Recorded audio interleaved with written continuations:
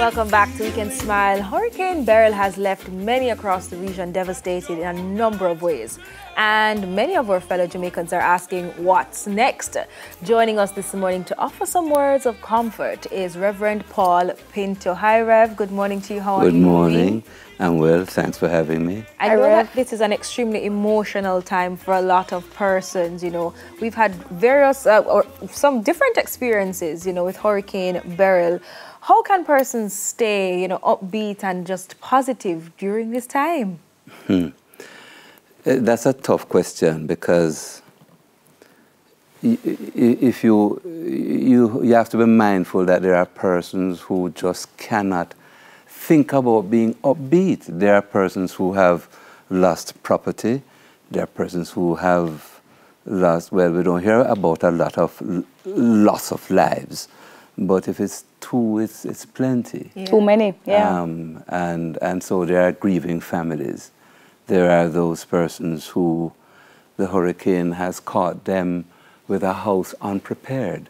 Their economic circumstances did not allow them to prepare a house. But they have people who are ill there, people who buy food on a daily basis, who hustle and buy food on a daily basis, whose medication, they don't have the place to store the medication. But they find creative ways. With the hurricane, all of that is impacted. How do we ask people to be upbeat? Yeah. I don't know. Yeah. But when, in the midst of grief, people need what we call accompaniment. Accompaniment means that any one of us who knows somebody who has had a hard time, draw alongside them. The real way to address the impact of an experience such as this is with some tangible stuff. Mm-hmm. So I can visit people and I can shut my mouth and listen to their story. I may not have what to say, but I am here. I am here. And somebody may ask, what did you bring apart from your good wishes and your prayers? So if we really want to make a difference, need tangible support as well. The tangible. I was saying to somebody, a colleague, while we were waiting for this to happen, that I feel kind of bad. You're asking me, one, I didn't have those bad experiences, although I know of persons who've had them. But I'm on TV talking about this. We need to be out there.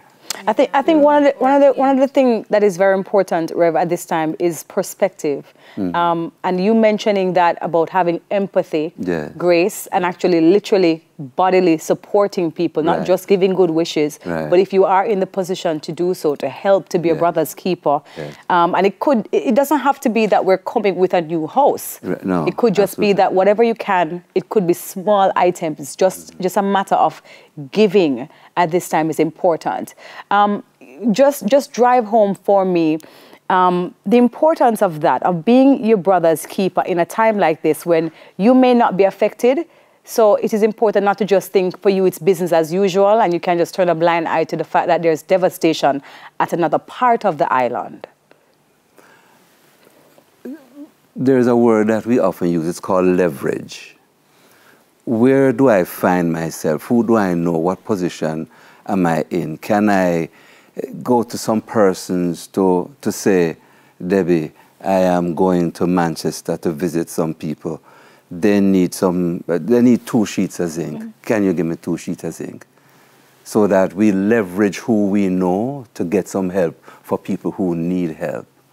That's a general statement. That's a principle that we can use. Leveraging our position to bring help to people in need. But I hold very strongly to my faith.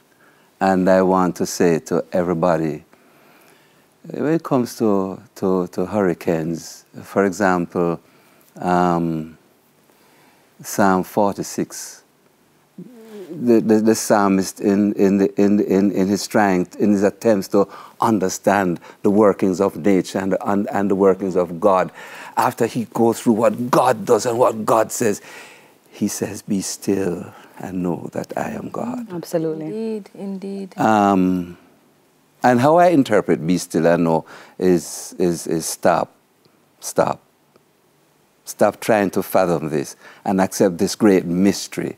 And all of us in just taking a break from just accepting this great mystery is to begin to recognize that we don't understand this and we are not God, but there's something that we can do. And outside of leveraging our position to bring help to people, I have to ask everybody to believe that God knows what God is doing. And in being still, there's a voice that we're going to hear. And all of us will hear that voice that leads us to doing something to alleviate the suffering of others. And persons who are suffering will also hear that voice that tells them something about what they should do to reach deep inside and pull up something to bring comfort for yourself and those who are not there as yet to bring them there. But I want to pull the two together to say talk is cheap. Philosophy is philosophy unless you add something to it. So all of us here on this wonderful TV show have been made up and looking good for TV. Need to go there and do something. Absolutely, absolutely. Rev, before we go, how can persons who need to heal, especially after such a disaster? You mentioned, we did not hear about a lot of loss of lives, but I mean, 2 is really just too many still. How can they heal, especially if they've lost a loved one during this time? I could say how someone comes to the point of healing is, what is good is that somebody's going to hear our conversation. And our conversation is not the only conversation that's taking place. So people will hear the conversation and it might drive them to something within themselves. How do people heal? I want to go back to it. Accompaniment. Because you don't really heal by yourself, That's why we have one another. That's why we have to be out there and accompany one another in this very difficult time. A person on his own or her own has the greater challenge of healing. But we also have to hasten to say that healing is there. Because God is present.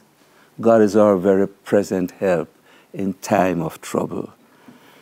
And we have to begin to, for each person, accept this great mystery, this great divine entity that visits us in our time of need. And also have to go back to it, to be mindful that there are those who need the help.